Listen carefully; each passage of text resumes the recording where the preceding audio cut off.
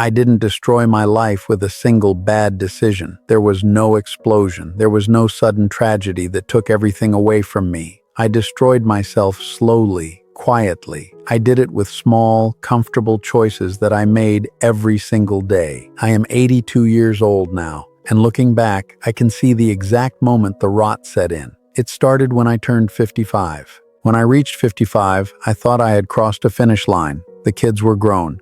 The career was stable. The house was quiet. I told myself I had earned the right to slow down. I told myself I deserved peace. I didn't know the difference between peace and stagnation. I didn't know that the habits I formed in that year would become the cage I am dying in today. I want to tell you about the things I did, the things that felt so harmless at the time. The 7 habits that I adopted because they felt like safety when in reality they were a death sentence for my soul. Habit 1. The comfort of isolation. The first habit was the most seductive. It was the habit of saying no. In my 30s and 40s, my life was a chaotic storm of obligations. Dinners, parties, school events, networking. I was always tired. So when I hit 55, I decided to reclaim my time. I decided to protect my peace. It started innocently enough. My friend Robert would call on a Friday afternoon. "Come out for a drink," he'd say. "Let's watch the game." And I would look at my comfortable leather chair, and I would look at the cold weather outside, and I would say, "Not tonight, Bob. I'm beat. Maybe next week." I said, "Maybe next week for 5 years." I stopped hosting the summer barbecues because the cleanup was too much hassle. I stopped accepting invitations to weddings because travel was exhausting. I stopped calling people just to check in, telling myself that if they really cared, they would call me. I tested them, and I lost. I didn't realize that friendship is not a statue that stands forever. It is a garden. It requires water. It requires the labor of showing up when you don't want to.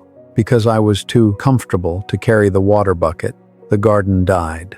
I remember the day I realized what I had done. I was 72. I had a flat tire on the highway. I pulled out my phone to call someone for help. I scrolled through my contacts.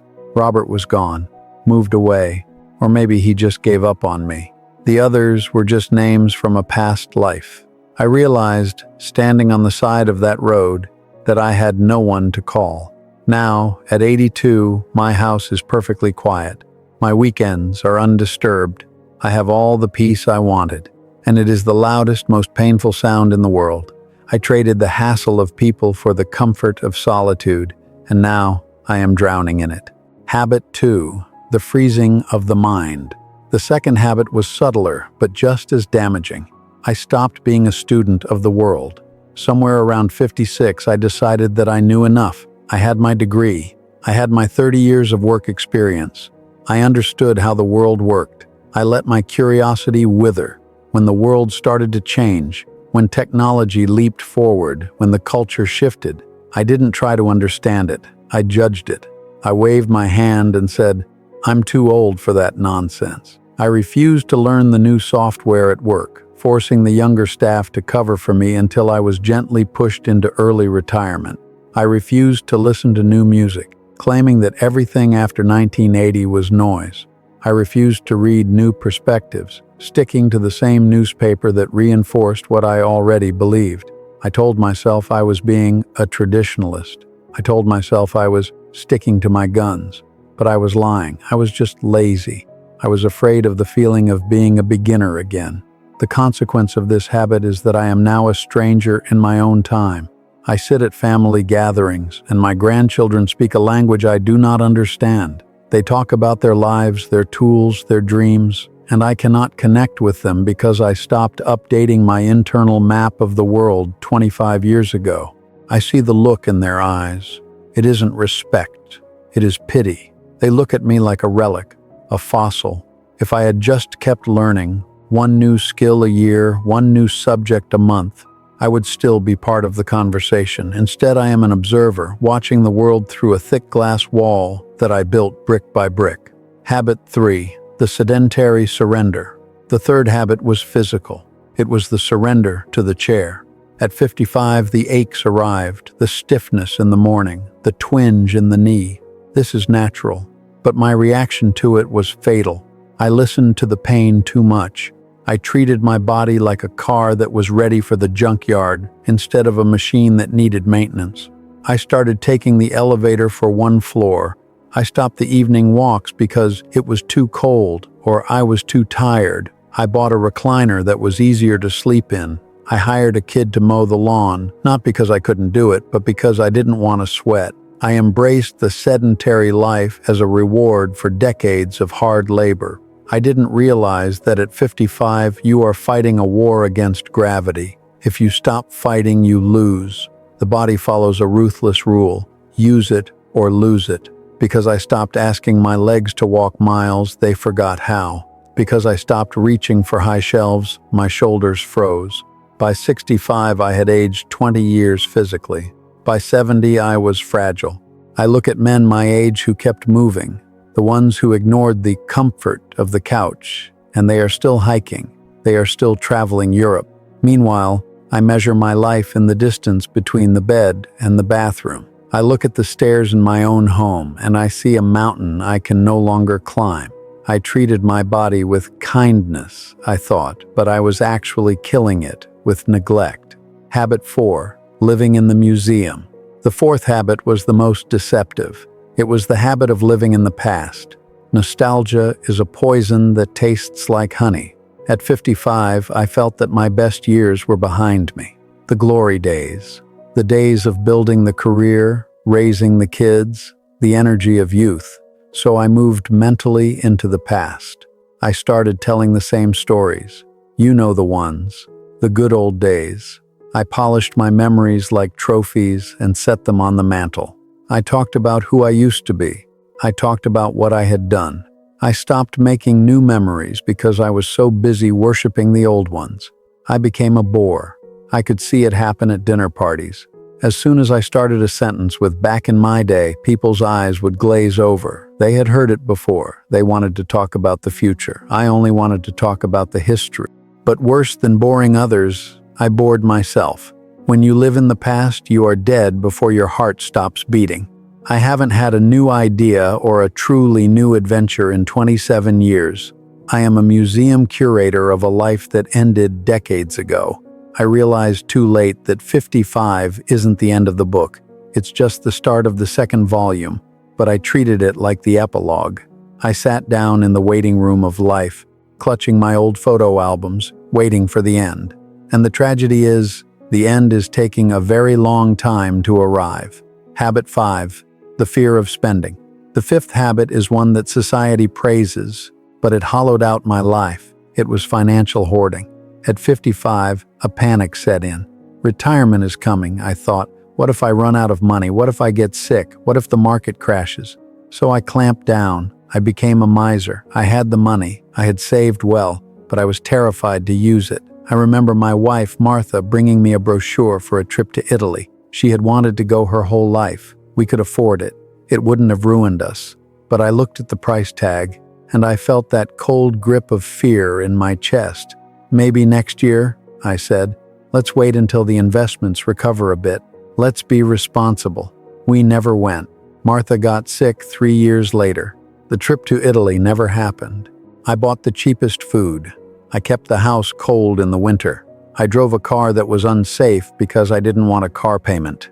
I denied myself and my family experiences, joy and comfort, all for the sake of a number on a screen. I have that money now. I am 82. My bank account is full, and it is the most useless thing I own. I cannot buy back the memories I didn't make. I cannot buy back the joy I denied my wife. I saved for a rainy day, but I didn't realize that the sun was setting while I was counting pennies in the dark. I am the richest man in the graveyard of dreams. Habit 6. The hardening of the heart. The sixth habit was the hardening of grievances. When you are young, you forgive easily. You fight, you scream, you make up, you move on. You think you have forever. But after 55, I let my pride calcify. I let small wounds turn into permanent scars. I had a disagreement with my younger brother David. It was over something trivial, politics or a loan. I don't even remember the core of it now, but I felt disrespected. I dug my heels in. I'm the older brother, I told myself. He should come to me. He should apologize. I waited. Days turned into months. Months turned into years. We missed birthdays. We missed the holidays. The silence grew so thick it became a physical wall. I thought I was standing on principle. I thought I was being strong. Then he died of a sudden heart attack at 68. I got the call on a Tuesday morning while I was drinking my coffee. And just like that, the possibility of fixing it was gone. The door slammed shut forever. I stood at his funeral, looking at his face, and I realized that my pride was the heaviest burden I had ever carried. I had wasted 10 years of brotherhood over a petty emotion that meant nothing. After 55, we think we have time to fix things. We think people will always be there, but they won't. I let my need to be right destroy my chance to be loved. I poisoned my own well, cup by cup, year by year. Habit 7, the death of ambition. Finally, the 7th habit, the one that sealed my fate, the retirement of my ambition. I don't mean career ambition, I mean the ambition to be someone. At 55, I decided that I was a finished product. I told myself, it's too late to start that. Too late to learn the piano. Too late to write the book I always talked about. Too late to volunteer. Too late to change. I shrank to fit the box society built for me. I accepted a smaller version of myself. I realized the horror of this yesterday. I was cleaning out my desk, and I found an old pocket calendar from 1998, the year I turned 55. I opened it. It was blank, week after week, month after month. Nothing written down, no goals, no plans, no challenges, just empty squares.